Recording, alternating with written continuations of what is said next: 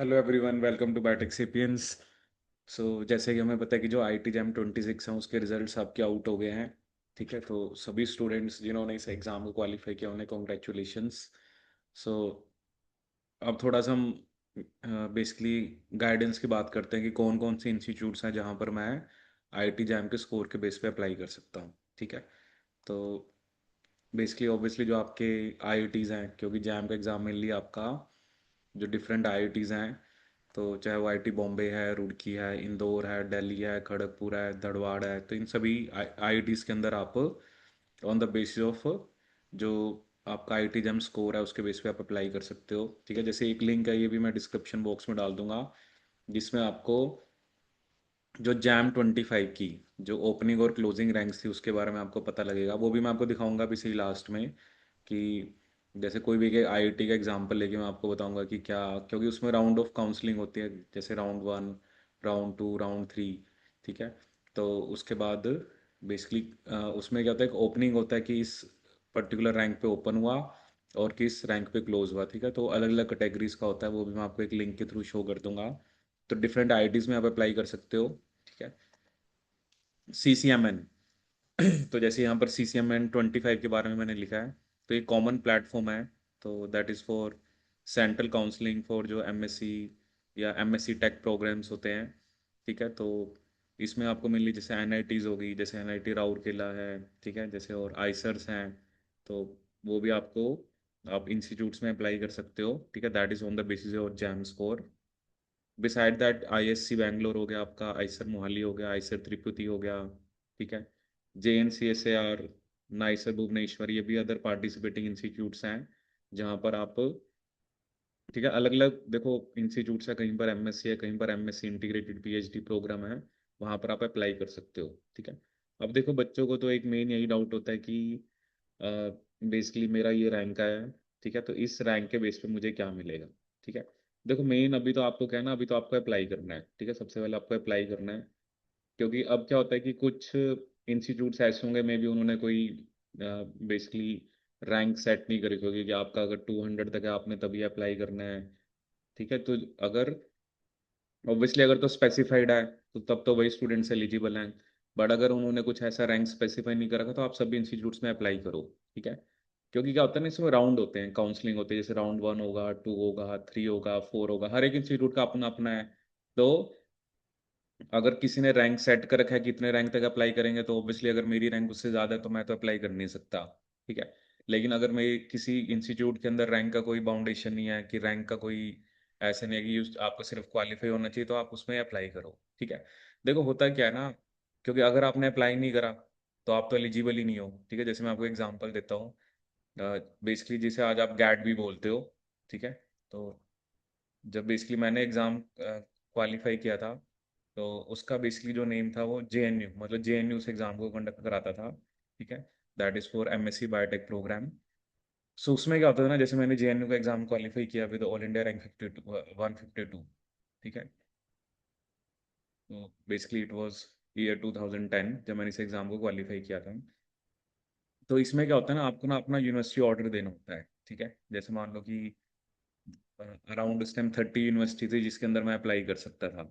ठीक है, तो आपको ना अपना प्रेफरेंस देना होता है। ठीक है, अब जैसे चलो, अब उस टाइम तो हम भी मतलब एज ए स्टूडेंट थे, या हमें इतनी नॉलेज नहीं होती कि कहाँ कहाँ पर इंस्टीट्यूट्स हैं, कौन सा कितना अच्छा है। ठीक है, वो तो चलो जहाँ पर आपकी किस्मत आप वहीं पे जाओगे। बट क्या होता है ना कि जैसे एक पॉइंट मैंने वहाँ पर जो जाके समझा सीनियर से, एक्चुअली होता है जैसे आपने अप्लाई करा। ठीक है, यहाँ पर तो चलो आप अलग अलग आईआईटीज में अप्लाई करो, तो वहाँ पर जैसे गैट भी कभी होगा ना, आपका एक ऑर्डर ऑफ प्रेफरेंस होता है कि फर्स्ट मुझे यहाँ अप्लाई यहाँ चाहिए, क्योंकि मेरी तो रैंक है। अगर तो मेरी रैंक का बनेगा यहाँ पर फर्स्ट वाली जगह पे तो मुझे मिल जाएगा। ठीक है, जैसे मान लो मैंने पहले JNU फिल कर दिया, तो वहाँ पर मान लो जो टॉप टॉप वाले स्टूडेंट्स हैं उनको सीट मिली। ठीक है, तो मेरा रैंक तो पीछे था, तो मैं तो नहीं था, जैसे मैंने पहले JNU भर दिया। ठीक है, फिर मैंने दूसरे नंबर पे, मतलब ऐसे सेकंड थर्ड फोर्थ प्रेफरेंस ऐसे मैंने फिल कर दी।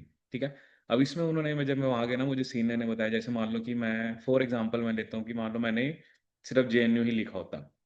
ठीक है, क्योंकि अगर मैंने कोई नीचे यूनिवर्सिटी लिखी और मुझे उसके अंदर क्या हुआ कि अगर मुझे उसके अंदर एडमिशन मिल गया, क्योंकि ये था कि आप अगर एक जगह एडमिशन मिल गया तो आप कहीं स्विच नहीं कर सकते। ठीक है। तो अगर, क्योंकि अलग अलग स्टूडेंट्स ने अलग अलग प्रेफरेंस भरी थी, ठीक है, तो मेरे रैंक के अकॉर्डिंग मुझे ये अलॉट हो गया। जैसे मान लो मैंने जेएनयू भरा होता, ठीक है, सिर्फ। ठीक है। अब मान लो क्या होता है कि बच्चे, कुछ बच्चे मान लो पहले तो एडमिशन ले लिया, बट कोई मान लो एक दो स्टूडेंट छोड़ के चले गए। ठीक है। तो क्या होगा, फिर वो मुझे कंसीडर कर सकते थे। ठीक है। बट उसमें वही था ना कि अब हमें इस चीज़ की समझ नहीं थी कि ऐसा भी होता है कि आप, क्योंकि अगर तो मैंने और ऑप्शन फिल किए हैं, जैसे फर्स्ट नहीं मिला, सेकंड, थर्ड नहीं मिला तो फिर फोर्थ दे देंगे, फोर्थ नहीं मिला तो फिफ्थ दे देंगे, क्योंकि आप 30 तक जा रहे हो। ठीक है। तो आप जितनी कम यूनिवर्सिटीज भरोगे उसके अंदर, तो मतलब जो जो भी आपका प्रेफरेंस है, ठीक है ना। अब ये नहीं ना कि मैं, मान लो मुझे कहीं दूर जाना ही नहीं है तो मैं उस यूनिवर्सिटी को क्यों फिल करूँ। ठीक है। तो मेन कहने का ये है कि आप सिर्फ ये मत सोचो कि मेरा रैंक बहुत पीछे आया है तो मैं इसमें अप्लाई करूँ ना करूँ। आप जहाँ पर भी, अगर रैंक की बाउंडेशन नहीं है, आप अप्लाई करो। ठीक है ना। राउंड्स ऑफ काउंसलिंग होती है। अब मान लो, जस्ट मैं एक एग्जांपल देता हूँ, मान लो एक स्टूडेंट है, ठीक है, मान लो उसका रैंक है 50 रैंक आया, ठीक है, और उसको एक आईआईटी में एडमिशन मिल गया। ठीक है। अब मान लो कि उतने ही स्टूडेंट्स ने अप्लाई किया था। ठीक है। बाकियों को लगा कि मेरे को तो एडमिशन मिलना ही नहीं है, मान लो मेरा रैंक था 150। ठीक है। तो अब क्या हुआ, मान लो बीच में कोई बच्चों ने फॉर एग्जांपल अप्लाई नहीं किया। ठीक है। तो अब उसमें क्या होगा कि जैसे आपने अप्लाई करा तो आपको वो कंसिडर कर लेंगे। ठीक है। ऐसा भी हो सकता है कि जो बीच वाले बच्चे उन्होंने कहीं और एडमिशन ले लिया तो मे बी वो यहाँ पे आए ही ना। ठीक है। तो आप अप्लाई करो, अप्लाई के लिए हमें कोई वो नहीं है। ठीक है। डिफरेंट आइसर्स हैं, चलो हर एक का अपना अपना इंटरव्यू होता है, अपना अपना सिस्टम है। जैसे मैं आपको एक जो जैम 25 है, जैसे इसका ओपनिंग क्लोजिंग रैंक दिखाता हूँ कि इसमें क्या आया था। ठीक है। तो जैसे आप यहाँ पे देख सकते हो, मैंने आईटी बॉम्बे लिया है। ठीक है। अब डिफरेंट आईआईटीज हैं। जैसे हम मिली यहाँ पर बायोटेक एग्जाम की बात करेंगे, तो आईटी बॉम्बे के अंदर जैसे मान लो मैंने देखा कि जो राउंड वन है, ठीक है, तो click here to view ranks. तो जैसे मैं बायोटेक का एग्जाम्पल यहाँ पे ले रहा हूँ। अब देखो इसमें क्या थी कि जनरल की जो ओपनिंग रैंक थी वो 5 थी, क्लोजिंग 13। ठीक है। ऐसे अलग अलग कैटेगरी का आपको ओपनिंग और क्लोजिंग रैंक बता रखी है। बट ये राउंड वन है। ठीक है। जैसे ही मान लो मैं राउंड टू पे गया, अब देखो राउंड टू में जो रैंक्स हैं, ठीक है, जैसे ओपनिंग तो चलो 5 ही थी, अब देखो ये 23 होगी। ठीक है। ऐसे अलग अलग कैटेगरी की जो है वो डिफरेंट रैंक हो सकते हैं। जैसे एससी की बता रखी है कि ओपन 287, क्लोज 433, और ना सॉरी, ओपन इसकी 194 है, 287, एसटी की 433 एंड 1153। ऐसे मान लो आपने राउंड थ्री देखा, ठीक है ना, पहले 5 से 13 गया था, फिर 23 हो गया जनरल का, फिर आप देख सकते हो 5 से फिर ये 25 हो गया राउंड थ्री में। ठीक है। मतलब और जो रैंक वाले स्टूडेंट थे, बेसिकली, अब मे भी हो सकता है ना, जैसे पहले इसलिए क्लोज होगी कि मे बी जो जनरल की सीट्स थी या उसमें हो गए, बट मे बी किसी ने छोड़ दिया तो फिर फर्दर आगे स्टूडेंट्स को कंसिडर किया गया। ऐसे आप देखो राउंड फोर में देखें तो ये आपका 5 to 25 ही रहा। ठीक है।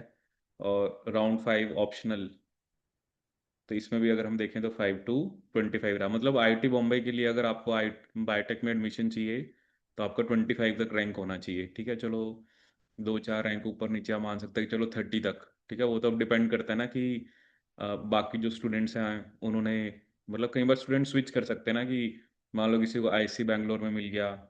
ठीक है। क्योंकि देखो जो टॉप रैंकर है उसके लिए तो सारी ऑप्शन है, अब उसको डिसाइड करना है कि उसको कहाँ पे जाना है। ठीक है। तो बट वही है ना कि अगर उसने अपनी सीट वहां से बेसिकली लीव करी तो obviously that seat is vacant, और जो आगे वाले स्टूडेंट है फिर वो उसके लिए एलिजिबल हो जाते हैं। ठीक है। तो ऐसे अलग अलग आईटीज हैं। आप डिफरेंट आईटीज का देख सकते हो। जैसे ऑब्वियसली अब मैंने आपको पहले ही बताया कि जैसे आईटी बॉम्बे है, दिल्ली है, रुड़की है, इंदौर है। ठीक है। तो यहाँ सब आपको पता है कि जो, और देखो ना यहाँ पर आपको पता लग जाएगा, आपने सिर्फ बीटी देखना है। ठीक है ना, कि बीटी के बेस पे, क्योंकि जिस इस इंस्टीट्यूट के अंदर बायोटेक के बेस पे एडमिशन है, बस हमें वही देखना है। ठीक है। जिनका भी बायोटेक है, ऑब्वियसली बाकी जो भी सब्जेक्ट है बच्चों के, किसी का फिजिक्स है, केमिस्ट्री है, मैथ्स है, वो अपना अपना देख सकते हैं। ठीक है। सो मेन मेरा आपको कहने का मोटिव यही था कि आप डिफरेंट इंस्टीट्यूट्स में अप्लाई करो। ठीक है। और फिर आप काउंसलिंग जो भी उनके बेसिकली राउंड्स हैं आप उनको अटेंड करो। और बायोटेक वालों के लिए आईटीज ऑप्शन है, एनआईटीज ऑप्शन है, आईसर्स हैं, क्योंकि कुछ इंस्टीट्यूट ऐसे होते हैं ना, दे विल कंडक्ट इंटरव्यू। ठीक है। तो समटाइम्स ऑब्वियसली मान लो उन्होंने कहा कि 200 रैंक तक बच्चों को हम बुलाते हैं। ठीक है। चलो 200 रैंक तक जो भी बच्चे हैं सारे अच्छे हैं, मतलब उनकी अच्छी रैंक है, 500 तक कोई बुलाएगा तो रैंक तो सबकी अच्छी है। तो कई बार क्या पता किसी का रिटर्न में एग्जाम थोड़ा सा अच्छा नहीं हुआ, तो बट क्या पता उसका इंटरव्यू अच्छा हो। ठीक है ना। क्योंकि कई बार होता है, कई बार हम थियोरेटिकली अच्छे होते हैं बट प्रैक्टिकली इतने साउंड नहीं होते, तो आप अपने ऊपर बिलीव रखो। ठीक है, आप इंस्टीट्यूट्स में अप्लाई करो, चाहे चाहे जहाँ पर इंटरव्यू या जो भी आए, and hope for the best. So this is all about this video, thank you so much.